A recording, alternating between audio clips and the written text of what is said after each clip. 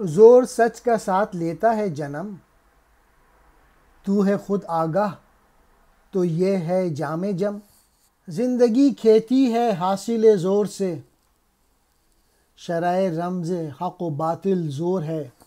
مدعی قوت سے گر ہے خود کفیل، اس کا دعویٰ آپ ہے اپنی دلیل۔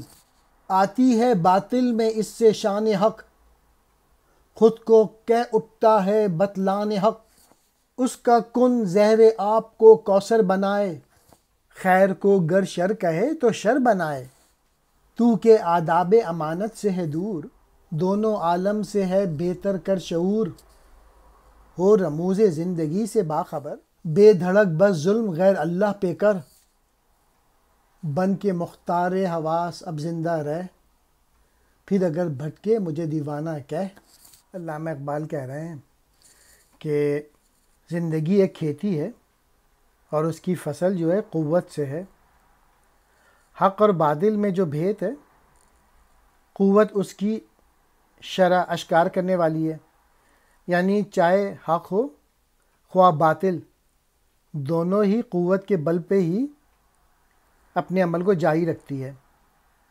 مثبت عمل حق کے لیے اور منفی عمل باطل کے لیے۔ اقبال کہہ رہے ہیں کہ اگر کوئی دعویٰ کرنے والا ہے، یعنی قوت کی دولت سے جو مالا مال ہے، اس کے دعوے کے ثبوت کے لیے کسی دلیل کی ضرورت نہیں، اور باطل قوتیں جو ہیں اپنے فعل کو جائز قرار دیتی ہیں، اور اس کی تازہ مثال جو ہے وہ آپ نے بہت سارے ملک جو ہے نا، جو طاقتور ملک ہیں وہ کمزور ملکوں پہ حملہ کر دیتے ہیں، کوئی روک بھی نہیں پاتا۔ مدعی قوت سے گر ہے خود کفیل، اس کا دعویٰ آپ ہے اپنی دلیل، یعنی جس کی لاٹھی اس کی بھینس۔ یہی اس کی تشریح۔ جو بھی طاقتور ہوتا ہے وہی اپنی مرضی سے دنیا چلاتا ہے، پھر اس کے کن سے، اس کے حکم سے کوثر کا پانی زہر میں بدل جاتا ہے، یعنی وہ خیر کو شر کا نام دے کے اسے شر بنا دیتا ہے۔ پھر اقبال کہہ رہے ہیں، اے مخاطب، اے قاری جو شعر پڑھ رہا ہے، تو جو امانت کے آداب اور طور طریقوں سے واقف ہے، تو اپنے آپ کو دونوں جہانوں سے افضل سمجھ۔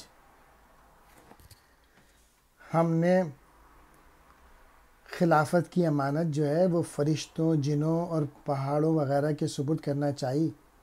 سب نے مارے خوف کے اس بوجھ کو اٹھانے سے معذوری ظاہر کر دی، آخر انسان نے اسے اٹھا لیا۔ پھر اقبال کہہ رہے ہیں کہ تو زندگی کے رازوں سے، حقیقتوں سے واقف ہے، اور اللہ کے سوا جو کچھ ہے اس کے معاملے میں ظالم اور جاہل ہو جا۔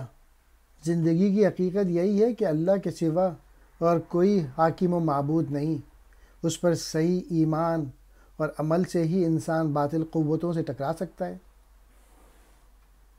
آخری شعر میں علامہ اقبال کہہ رہے ہیں کہ جو بھی میں نے دعویٰ کیا ہے اپنے شعروں میں، اگر اس میں حق، صداقت، سچائی نظر نہ آئے تو میرے اس دعوے کو غلط سمجھ کر میری ہنسی اڑا۔